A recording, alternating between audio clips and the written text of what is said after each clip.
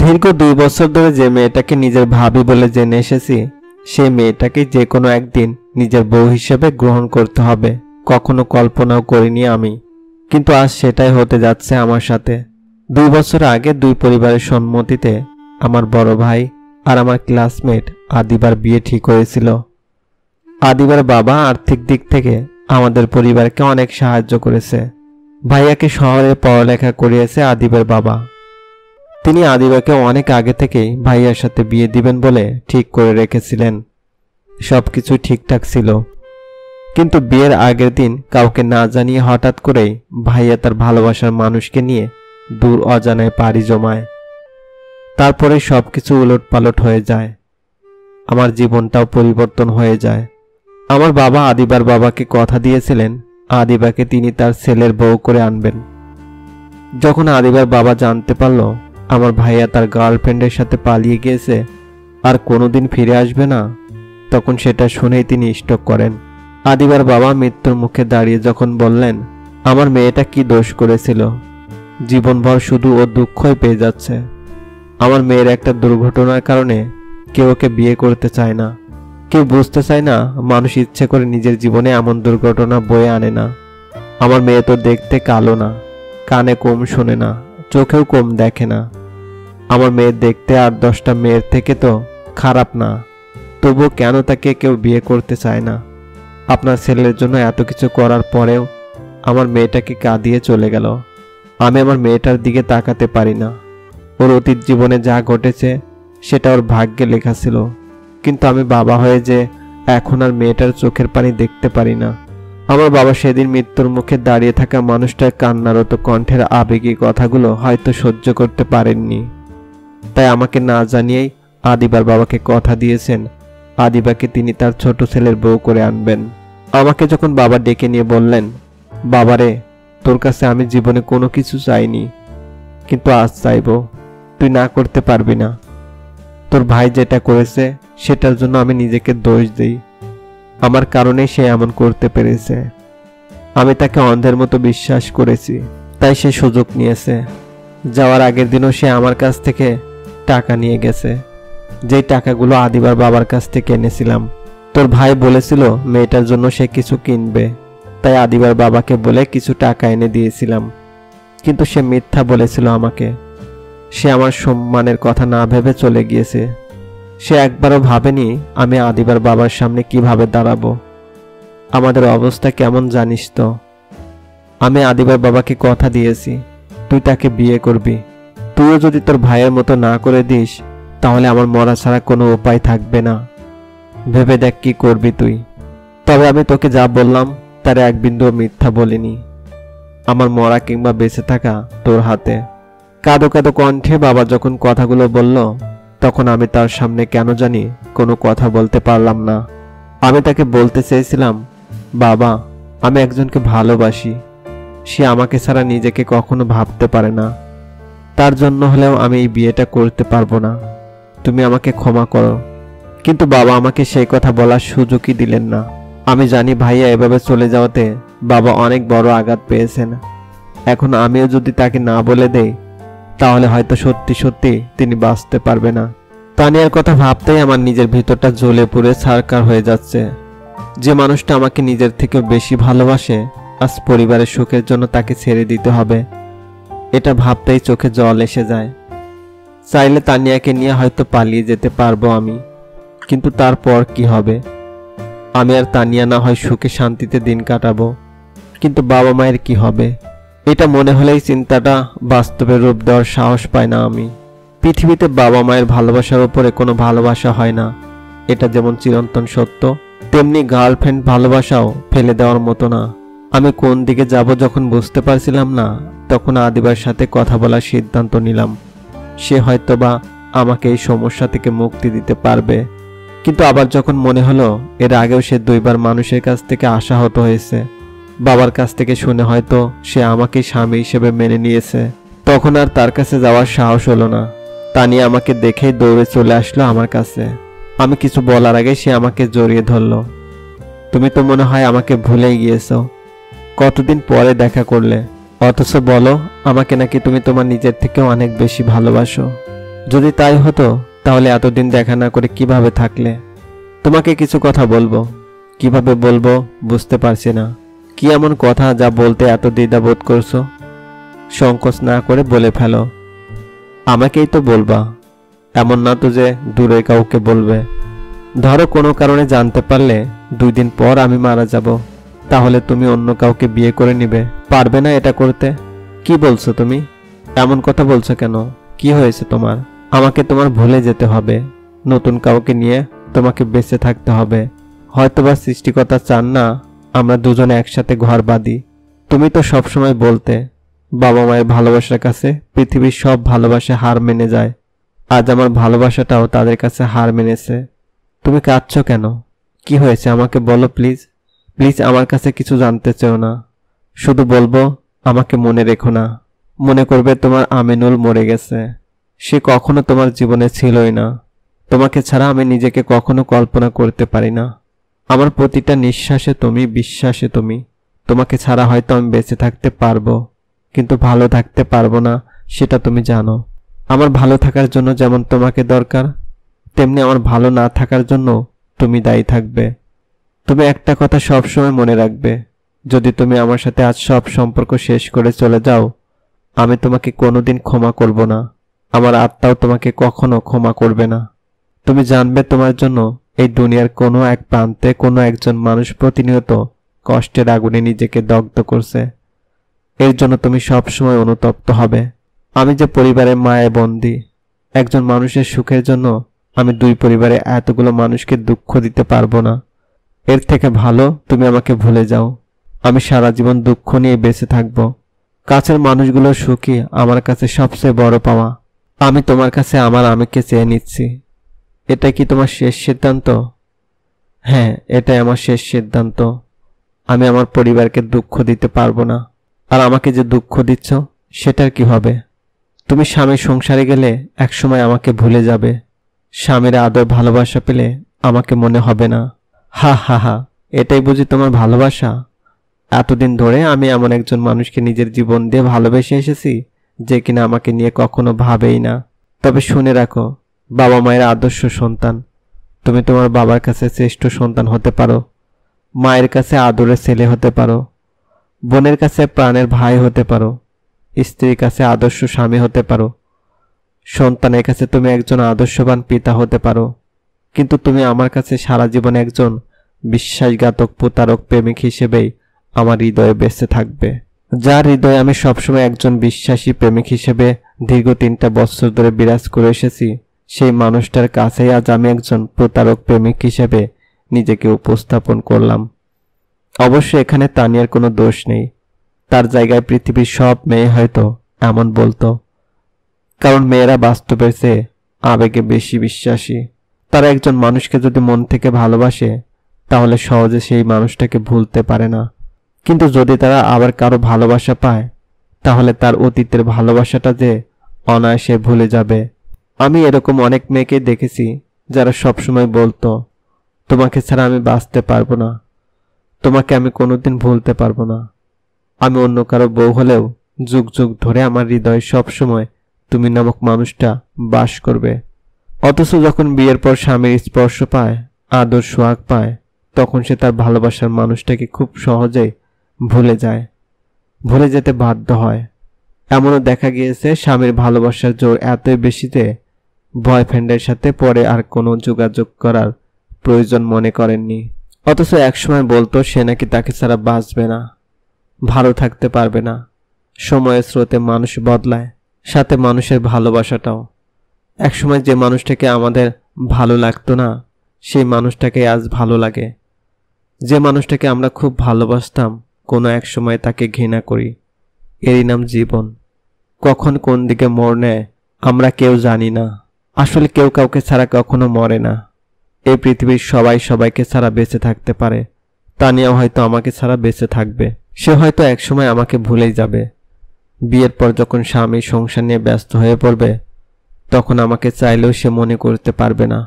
যখন তার স্বামী ভালোবেসে তার কপালে চুমু দিয়ে বলবে, আমি বেঁচে থাকতে তোমার কিসের এত কষ্ট, কিসের এত অভিমান আমাকে বলো, আমি তোমার কাছে পৃথিবীর সবচাইতে ভালো হাজবেন্ড হতে চাই। এর জন্য আমায় কি করতে হবে বলো, আমি তাই করব। তুমি তোমার মুখটা এমন করে রেখো না। আমি তোমার মুখে সবসময় হাসি দেখতে চাই। তোমার মুখে হাসির জন্য আমি আকাশের চাঁদটাও এনে দিতে পারি। তুমি হয়তো সেটা জানো না। আমি যে তোমার কাছ থেকে একটু আদর চাই, একটু ভালোবাসা চাই। আমাকে কি একটু ভালোবাসা দেওয়া যায় না? তখন কি তানিয়া ওই মানুষটাকে ভালো না বেসে থাকতে পারবে? পারবে না। তানিয়া কেন পৃথিবীর কোনো মেয়ে স্বামীর এমন বিশুদ্ধ ভালোবাসাকে উপেক্ষা করে থাকতে পারবে না? আদিবাকে আমি অনেক আগে থেকেই চিনি। আমি যখন ক্লাস 10-এ পড়তাম, সে তখন আমার পাশে গার্লস স্কুলেই পড়তো। হঠাৎ করে সে একদিন তার ভালোবাসার মানুষের সাথে পালিয়ে যায়। এলাকার সবাই আদিবার কথাটা জেনে যায়। এসব কথা গাছের পাতায় পাতায় ছড়ায়। সেজন্যই হয়তো আদিবার চলে যাওয়ার পরের দিনই আশেপাশের কয়েক গ্রামের মানুষজন জেনে যায় আদিবা একটা ছেলের সাথে পালিয়ে গেছে। এই জিনিসটা গ্রামের মানুষের চোখে অনেক খারাপ। শহরে হয়তো এমন কিছু হলে খুব বেশি মানুষ জানতে পারে না, কারণ শহরে কেউ কারো খোঁজ রাখে না। কিন্তু গ্রামে সবাই সবার খোঁজ রাখে। তাই ব্যাপারটা কিছুদিনের মধ্যেই সবার মুখে মুখে ছড়িয়ে যায়। 7 দিন পর আদিবা যখন বাড়ি ফিরল, তখন এলাকার সবাই তাকে বাঁকা চোখে দেখতে লাগলো। কারণ একটা মেয়ে একটা ছেলের সাথে ঢাকা গিয়ে 7 দিন একসাথে ছিল, তারপর আবার একা চলে এসেছে। এই কথাটা সবাই যখন জানবে, তখন পৃথিবীর সবচেয়ে ভালো মানুষটাও হয়তো তাকে খারাপ চোখে দেখবে। আমি এর বেশি কিছু জানতে পারিনি আদিবার বিষয়ে, কখনো জানবারও চেষ্টা করিনি। যখন অনার্স 2য় বর্ষে উঠলাম, তখন আদিবার সাথে আমার বড় ভাইয়ের বিয়ে ঠিক হলো। আদিবার সাথে অনার্সে 3টা বছর একসাথে পড়লেও কখনো ওভাবে কথা হয়নি।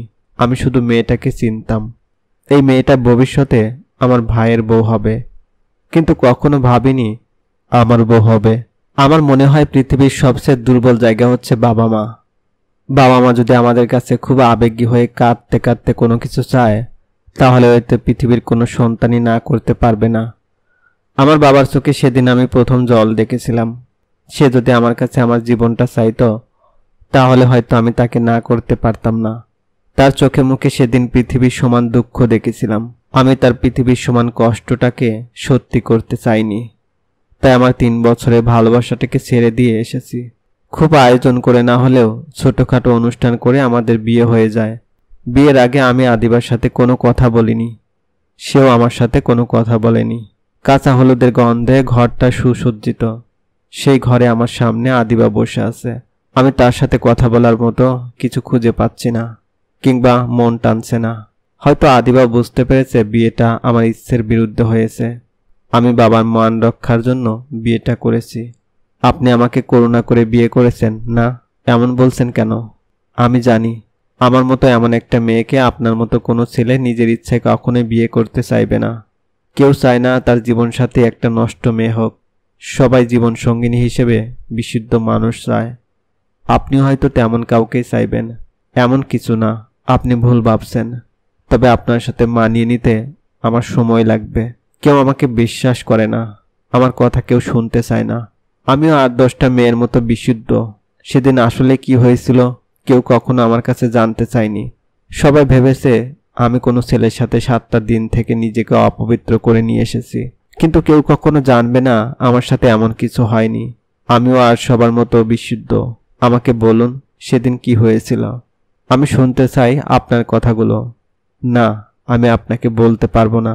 যদি আপনাকে বলি তাহলে আপনি ভাববেন আমি আপনার সাথে নিজেকে জড়ানোর জন্য বানিয়ে বানিয়ে এসব মিথ্যা বলছি। আমি এমন কোনো কিছুই ভাববো না। আপনি বলতে পারেন। সোহেল নামের একটা ছেলেকে আমি খুব ভালোবাসতাম। এতটাই ভালোবাসতাম যে সে যেদিন তার সাথে পালিয়ে যেতে বলল, সেদিন আমি আগে পিছে কোনো কিছু না ভেবে তার সাথে পালিয়ে যেতে রাজি হয়ে যাই। আমার সেদিন কি হয়েছিল জানি না। আমার মনে হয়েছিল বাবা মায়ের থেকে সোহেলকে আমার বেশি দরকার। আমি কাউকে না জানিয়ে সোহেলের সাথে ঢাকা চলে যাই। বাড়িতে শুধু ছোট্ট করে লিখে রেখে এসেছিলাম, আমি যাকে ভালোবাসি তার সাথে চলে গেলাম। যদি পারো তোমরা আমাকে ক্ষমা করে দিও। সোহেল আমাকে নিয়ে একটা হোটেলে ওঠে। তুমি ফ্রেশ হও, আমি এক্ষুনি বাইরে থেকে আসছি। এটা বলে সোহেল আমার কাছ থেকে চিরদিনের জন্য চলে যায়।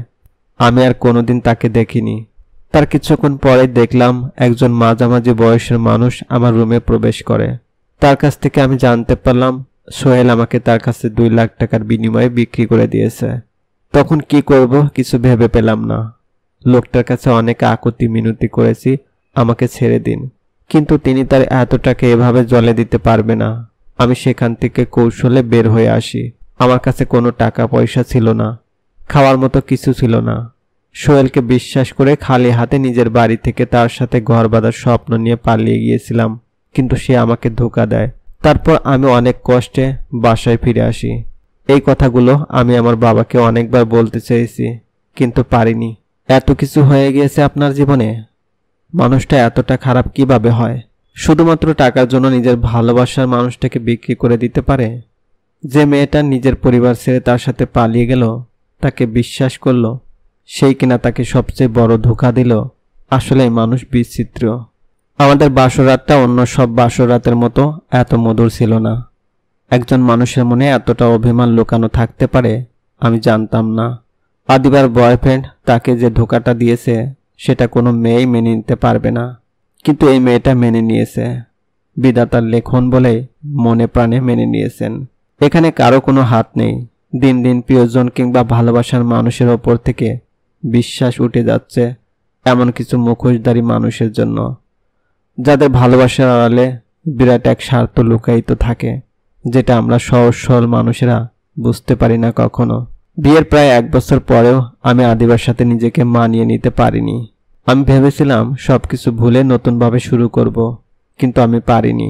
আমি তানিয়াকে ভুলে গেলেও আদিবাকে কেন জানি ভালোবেসে আপন করে নিতে পারিনি। তাকে ভালোবাসতে কিংবা তার কাছে যেতে সবসময় একটা সংকোচ কাজ করে। আমি অনেকবার তার কাছে যেতে চেয়েছি, তার ছোঁয়া পেতে চেয়েছি, কিন্তু আমি পারিনি। সে হয়তো ভাবে আমি তাকে পছন্দ করি না, এই কারণে সেও আমার কাছে আসে না। এই 1 বছরে 2 পরিবারের মানুষ সুখী হলেও আমরা দুজন সুখী হতে পারিনি, সেটা খুব ভালো করেই বুঝতে পারি আমরা। অনার্স শেষ হওয়ার পরে ছোটখাটো একটা চাকরির ব্যবস্থা হয়ে গেলে আমি ঢাকা চলে আসি। আদিবাকে নিয়ে আসতে না চাইলেও পরিবারের চাপে বাধ্য হয়ে আমি তাকে ঢাকা নিয়ে আসি। যেহেতু আদিবার টাকা পয়সা কোনো অভাব নেই, সে তার বাবার একমাত্র সন্তান। তার বাবার যা এক সময় সবকিছু তার হবে, তাই আদিবার বাবা তার মেয়েকে কখনো কষ্ট দিতে চান না। খুব ভালো চাকরি না করলেও আদিবা আর আমি অনেক ভালো একটা বাসা নিলাম, শুধুমাত্র আদিবার জন্য। বাসায় থাকতে লজ্জা কিংবা যে কারণেই হোক না কেন আমি আদিবার কাছে যেতে পারিনি, কিন্তু এইখানে কেউ নেই। এটাই আমাদের দুজনের এক হওয়ার সুবর্ণ সুযোগ। এর থেকে ভালো সুযোগ হয়তো কখনো পাওয়া যাবে না। আমারও যে একজন মানুষ দরকার যার বুকে মাথা রেখে একটু ঘুমাতে চাই। প্রতিদিন সকালে লেবু চায়ের গন্ধে নয়, ভালোবাসার মানুষের মিষ্টি সুগন্ধটা আমার চাই। আপনার কি কাল অফিস আছে? না, কেন বলেন তো? আপনার কোনো সমস্যা না থাকলে কাল একটু বাইরে নিয়ে যাবেন আমাকে। আসলে এই আবদ্ধ ঘরটাতে আমার দম বন্ধ হয়ে আসছে, মনে হচ্ছে শ্বাস আটকে মারা যাব আমি। তবে আপনি না চাইলে জোর করব না। আচ্ছা, নিয়ে যাব। কাল আপনাকে এই অচেনা শহরটা ঘুরিয়ে দেখাবো। আদিবা হয়তো ভেবেছিল আমি তাকে না বলে দেব, কিন্তু সে হয়তো জানে না আমারও আর সবার মতো কারো হাতে হাত রেখে ফুটপাত দিয়ে হাঁটতে ইচ্ছে করে। রিকশায় করে পাশে বসে কেউ একজন আমার কাঁধে মাথা রাখুক, আমারও মন চায়। আদিবাকে নিয়ে সারা দুপুর ঘোরার পর বিকেলে যখন রেস্টুরেন্টে খেতে গেলাম, তখন আমার সামনে এমন একজন মানুষকে দেখলাম যাকে সেদিনের পর আর কখনো দেখতে পাবো আমি ভাবিনি। আমি আর আদিবা যে টেবিলে বসেছি তার সামনের টেবিলেই দুজন মানুষ একসাথে বসে খুব ভালোবাসা নিয়ে খাবার খাচ্ছে। আমার চোখ দুটো শুধুই ওই মানুষটাকে দেখছে। আমার খুব ভালো লাগছে। তানি আমাকে ভুলে গিয়েছে। সে তার বর্তমান নিয়ে অনেক সুখে আছে। যাকে একসময় ভালোবাসতাম তাকে নিজ থেকে কষ্ট দিয়ে ছেড়ে দিয়েছিলাম, সেই মানুষটাই আজ আমাকে ভুলে গিয়ে তার স্বামী সংসার নিয়ে ভালো আছে। আমি নিজেকে সবসময় অপরাধী ভাবতাম। একটা মানুষ আমাকে এত ভালোবাসার পরেও আমি তাকে পরিবারের দোহাই দিয়ে দূরে সরিয়ে দিয়েছিলাম, কিন্তু আজ আমার ভেতরটা হালকা হয়েছে তানিয়াকে এরকম অবস্থায় দেখে। আমার মনে হয় প্রতিটা প্রেমিক প্রেমিকাই বোধহয় চায় তাদের ভালোবাসার মানুষটা যেখানেই থাকুক, যেভাবে থাকুক না কেন, মানুষটা যেন সুখে থাকে। আমাকে দেখে তানিয়া কিছুটা হক চকিয়ে গেল। আমরা কেউ কখনো ভাবিনি আমাদের এভাবে কোনোদিন দেখা হয়ে যাবে, তাও আবার নিজেদের বর্তমানকে সাথে নিয়ে। তানিয়ার হাজব্যান্ড তানিয়াকে নিয়ে চলে যাচ্ছে। সে আমার দিকে এখনো তাকিয়ে আছে। সে হয়তো চেয়েছিল আমার সাথে অতীতের সব হিসাব কিতাব চুকিয়ে দিতে, কিন্তু তার হাজবেন্ড থাকার কারণে সেটা সে পারেনি। হয়তো ভয় পেয়েছে যদি হাজবেন্ড তার প্রাক্তন সম্পর্কে জেনে যায় তাহলে দাম্পত্য জীবনে সেটা প্রভাব পড়তে পারে। নিজের অতীত কখনো নিজের বর্তমানের কাছে বলতে নেই। স্বামী যতই ভালো হোক না কেন সে নিশ্চয়ই তার স্ত্রীর মুখে তার স্ত্রীর প্রাক্তন প্রেমিকের গল্প শুনতে চাইবে না। তানিয়া হয়তো চায়নি তার হাজবেন্ডের সামনে তার প্রাক্তনের সাথে কথা হোক, তবে খারাপ লাগলো এটা ভেবে নিজের প্রথম ভালোবাসার মানুষটার সাথে এতদিন পর দেখা হলো, অথচ কোনো কথা বলতে পারলাম না। যেদিন আমাদের শেষ দেখা হয়েছিল সেদিন তানিয়া অনেক আবেগ ভালোবাসা দেখিয়েছিল আমাকে। আমি খুব স্বাভাবিক ছিলাম সেদিন। তানিয়া বলেছিল সে ভালো থাকতে পারবে না আমাকে ছাড়া, অথচ আমি নীরব ছিলাম সেদিন। সে ওই দিন এতটা আবেগ দেখিয়ে আজ হাজবেন্ডকে নিয়ে দিব্যি সুখে জীবনযাপন করছে, আর আমি ওই দিন কোনো আবেগ দেখাইনি, অথচ আজও আমার বর্তমানকে নিজের সাথে মানিয়ে নিতে পারিনি। তানিয়া আর আমার মাঝে কি এটাই পার্থক্য? মেয়েরা এমনই, তারা ভালোবাসা পেলে ভালোবাসা ভুলে যায়। ছেলেরা যেটা সহজে পারে না। তবে ভালো লাগছে তানিয়া সুখে আছে জেনে। কিন্তু একটা কথা তানিয়ার মুখ থেকে খুব শুনতে ইচ্ছে করছিল আমার, আজও কি আমি তার হৃদয়ে প্রতারক প্রেমিক হিসেবে বেঁচে আছি? আমি আর আদিবা রিক্সা করে বাড়ি ফিরছি। আমি মেয়েটার প্রতি অনেক অন্যায় করেছি সেটা আজ বুঝতে পেরেছি। আমারও উচিত ছিল তানিয়ার মতো নিজের বর্তমানকে নিয়ে সুখী হওয়া, কিন্তু আমি পারিনি। মেয়েটাও কি অদ্ভুত, কোনোদিন কোনো অভিযোগ করেনি আমাকে, কখনো জানতে চাইনি আমি কেন তার থেকে দূরে দূরে থাকি সব সময়। কখনো স্ত্রী দাবি নিয়ে সামনে দাঁড়ায়নি, বলেনি ওগো আমার একটু ভালোবাসা দরকার, অনেক হয়েছে আর না। আর সকল লজ্জা সংকোচ পিছনে ফেলে আমি তাকে ভালোবাসতে চাই, তার সাথে নিজেকে জড়িয়ে সুখে শান্তিতে বেঁচে থাকতে চাই। আমি আদিবার হাতটা চেপে ধরতে সে চোখ দুটো বন্ধ করে ফেলে। আমি বুঝতে পারি আমার শীতল স্পর্শ পেয়ে সে মুগ্ধ হয়েছে। আমি কিছু বলি না, সেও কিছু বলে না। 1 বছরের বেশি সময় ধরে দুজন মানুষ এক ছাদের নিচে বাস করে আসছি, তবু কেন ভালোবাসতে এত ভয়, এত লজ্জা আমি বুঝতে পারি না। আমাকে এই অদৃশ্যহীন ভালোবাসায় বাধাগুলোর সমাপ্তি টানতে হবে। আমি আদিবার নরম গালে আমার কোমল ঠোঁটটা ছুঁয়ে দেই। আদিবা কিছুটা কেঁপে ওঠে, লজ্জায় আমার বুকে মুখ লুকায়। আমি তাকে আমার বুকে পরম মমতায় জড়িয়ে নেই। আদিবা আমার সামনে খাটের উপর পা ঝুলিয়ে বসে আছে, আমি ফ্লোরে তার পায়ের কাছে বসে আছি। আমি যখন তাকে বললাম আমার খুব খারাপ লাগছে, আমি তোমার কোলে একটু মাথা রাখতে চাই, আদিবা কিছু বলে না। আমি তার অনুমতির অপেক্ষা না করে তার কোলে নিজের মাথাটা গুজে দেই। আমি তোমাকে অনেক কষ্ট দিয়েছি, তোমার একজন ভালোবাসার মানুষ দরকার ছিল, কিন্তু আমি হতে পারিনি। তোমার পাশে সবসময় বন্ধুর মতো থাকা উচিত ছিল, কিন্তু পারিনি। তোমার দুঃখগুলো আমার করে নেওয়া উচিত ছিল, আমি পারিনি। কখনো ভাবিনি তোমার একটু ভালোবাসা চাই, যেটা আমি ছাড়া আর কারো কাছ থেকে তুমি আশা করনি কখনো, কিন্তু আমি বুঝতে পারিনি। আজ আমার কাঁদতে ইচ্ছে করছে, আজ আমার কান্না করার দিন। তুমি আমাকে না বলবে না, আমি তোমার কোলে মাথা রেখে কাঁদতে চাই। আদিবা 2 হাতে আমার 2 গালে হাত রাখে, আমার চোখের পানি মুছে দেয়। আমি কিছু বলি না, শুধু তার ওই মায়াবী মুখটার দিকে তাকিয়ে থাকি। আমি বেঁচে থাকতে তোমাকে কখনো কাঁদতে দিব না, তুমি কাঁদবে আর আমি সেটা বসে বসে দেখব, এমনটা হতেই পারে না। এটা বলে আদিবা আমার ঠোঁটে তার ঠোঁটটা ডুবিয়ে দেয়। আমি এক স্বর্গীয় সুখ অনুভব করি, মনে হলো কোনো অমৃত স্বাদ নিচ্ছে আমি। মাঝে মাঝে এমন মায়াভরা চুমু পেতে হলেও চোখের পানি ফেলতে হয়। আমি জানি আমি কাঁদলে আদিবা আমার চোখের পানি মুছে দিয়ে পরম আদরে আমাকে বুকে জড়িয়ে নেবে। বিয়ের পর বউয়ের এমন ভালোবাসা পাওয়ার জন্য হলেও বেশি বেশি কাঁদবেন। দুঃখের সময়ের ভালোবাসাগুলোই পৃথিবীর শ্রেষ্ঠ ভালোবাসা। সুখের সময় তো সবাই ভালোবাসা দেখাতে পারে, দুঃখের সময় কয়জন পারে?